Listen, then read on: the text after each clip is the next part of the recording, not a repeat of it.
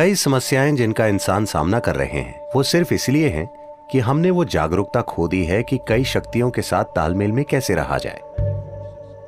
अगर आप जीवन के तालमेल में आ जाएं, तो आप भी सुबह 3 बजे के आसपास नींद से जाग जाएंगे। उस समय अगर आप बैठकर वो अभ्यास करें जिनकी आपको दीक्षा दी गई है, तो उससे सबसे ज्यादा फायदा होगा।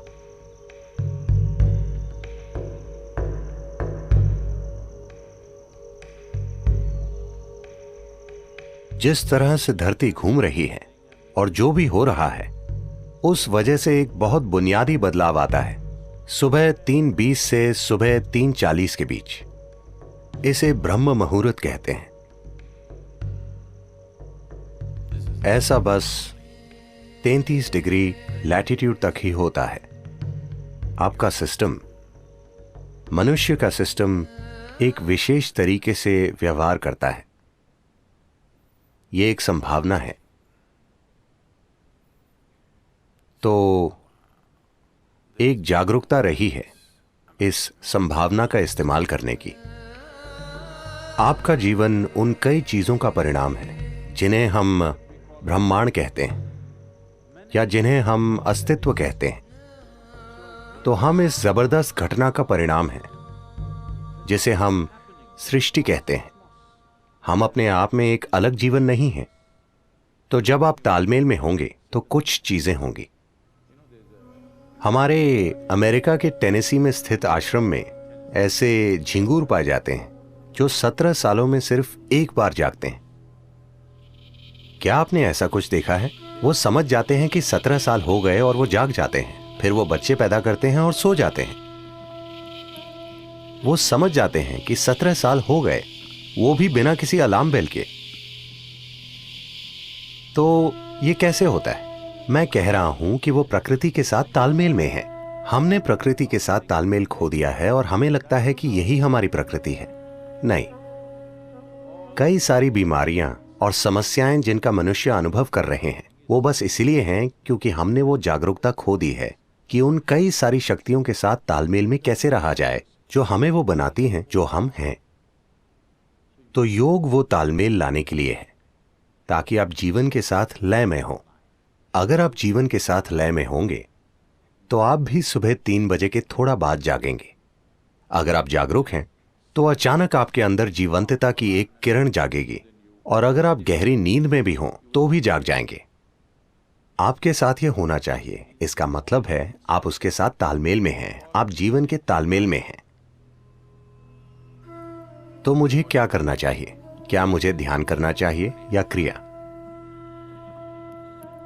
इससे फर्क नहीं पड़ता कि आप क्या करते हैं। आपको वो प्रक्रिया करनी चाहिए जिसकी आपको दीक्षा दी गई है,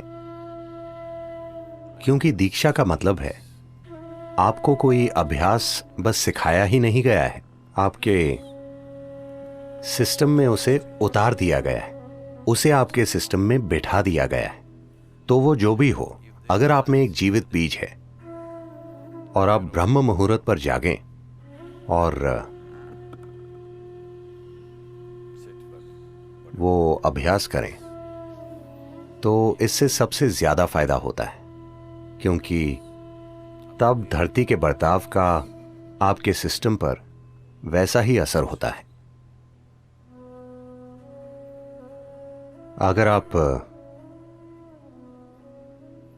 एक विशेष तरह से जागरूक हो जाएं, आपके अंदर एक खास स्तर की जागरूकता आ जाए, तो आप बस जान जाएंगे You will simply know when the time is. कि वो समय कब है। अगर आप सही समय पर सोने जाएंगे तो आपको घड़ी देखने की जरूरत नहीं होगी। आप हमेशा जान जाएंगे कि 3:40 बजे हैं, क्योंकि फिर शरीर एक अलग तरह से बर्ताव करता है।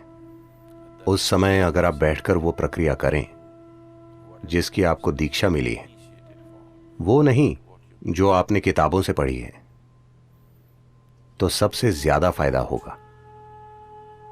उस समय बीज को अंकुरित होने के लिए जरूरी मदद मिल जाएगी, या वो अन्य समय के मुकाबले ज्यादा तेजी से विकसित होगा। यह सिर्फ दीक्षित लोगों के ही लिए है। अगर आप दीक्षित नहीं हैं, आप किताब योगी हैं, तो 3:40, 6:40, 7:40 इससे कोई ज्यादा फर्क नहीं पड़ता। ऐसे लोगों के लिए संध्या काल ज्यादा महत्वपूर्ण होते हैं।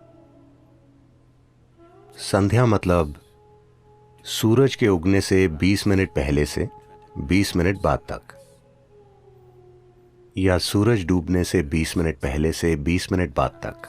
दोपहर और आधी रात के लिए भी यही सच है, लेकिन उनकी प्रकृति अलग है। तो ये 2 संध्याएं उनके लिए बेहतर हैं जो दीक्षित नहीं है। 3:40 उनके लिए अच्छा है जिन्हें शक्तिशाली दीक्षा मिली है।